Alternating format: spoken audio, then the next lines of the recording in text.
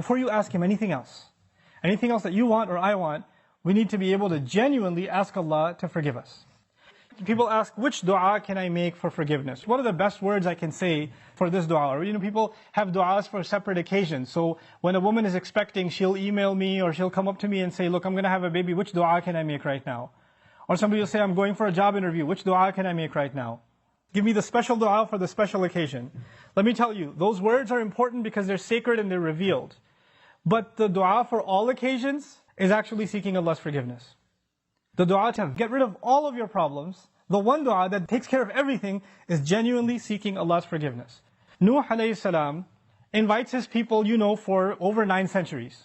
He's doing constant da'wah to them. And at the end of that career, he looks back and he summarizes the message that he was trying to give them. Of course, he didn't have one speech with them.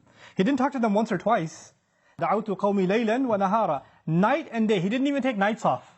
He's constantly inviting them. And in a surah dedicated to his name, Surah Nuh, he himself summarizes the entire message he was giving his people this whole time. What is it that I want from you?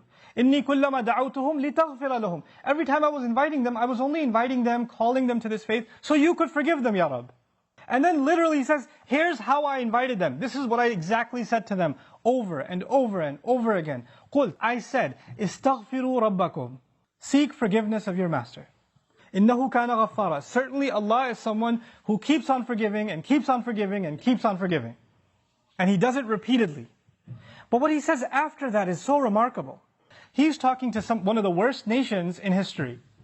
Places like Surah Al-Qamar or even Surah Al-Dhariyat, Allah describes different nations of the past that rebelled against Allah, that rebelled against the prophets and were destroyed. When He gets to Nuh alayhi salam's nation, what does He say? وَقَوْمَ نُوحٍ مِّن قَبْلِ إِنَّهُمْ كَانُوا هُمْ أَظْلَمَ وَأَطْغَى. The nation of Nuh from much before, they certainly were more wrongdoing and more rebellious than everyone else. Like He has the worst condemnation of the people of Nuh. It makes sense. They had a messenger not for one generation like every other prophet. They had a prophet 3 generations, 4 generations every century. Every 2 decades there's a new generation of kids that have grown up. And he's seen that century after century after century after century. He's seen 40, 50 generations of people. And they've all rejected Him. The reason I brought this up is for a purpose. He's talking to very, very bad people. He's talking to the worst of the worst. What offer does He make to them? He says, إِسْتَغْفِرُوا رَبَّكُمْ. Seek forgiveness of your master. إِنَّهُ كَانَ غَفَّارًا. He keeps on forgiving over and over and over again. His offer doesn't stop there. He says, يُرْسِلِ السَّمَاءَ عَلَيْكُمْ مِدْرَارًا. يُرْسِلِ. It's actually Jawab al-Amr. If you seek His forgiveness, then Allah will open up the sky for you and it'll start pouring on you. Now that could be a reference to rain. It's not a reference that you will get flooded. Allah is talking about a different kind of rain now. If you seek forgiveness, that same rain that destroyed them will be the rain that brings them life. They didn't pray for rain. Allah just asked them to make dua to be forgiven. But if you asked dua to be forgiven, the sky will open up and start pouring. Now Allah did not say water will pour. He said the sky will pour, because the sky has a lot more than water. The sky has forgiveness. The sky has peace, tranquility, faith, your provision, the solution to your problems. They come from the sky. He will open the floodgates and everything held from the treasures of Allah that you haven't been getting because you haven't been seeking forgiveness is going to open up. Just ask for forgiveness. You're asking to solve problem A, problem B, problem C. There are problems you don't even know you have. Allah knows that you have them. If you and I just became genuine people of seeking forgiveness, then those problems would start getting solved by divine intervention. يُرْسِلِ السَّمَاءَ عَلَيْكُمْ مِدْرَارًا. And that's not even enough. You're asking forgiveness for who? Yourself. إِسْتَغْفِرُوا رَبَّكُمْ is seek forgiveness for yourself. He says, وَيُمْدِدْكُمْ بِأَمْوَالٍ وَبَنِينَ.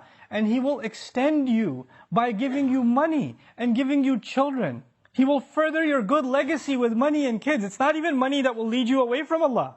Because it's in the context of you seeking forgiveness.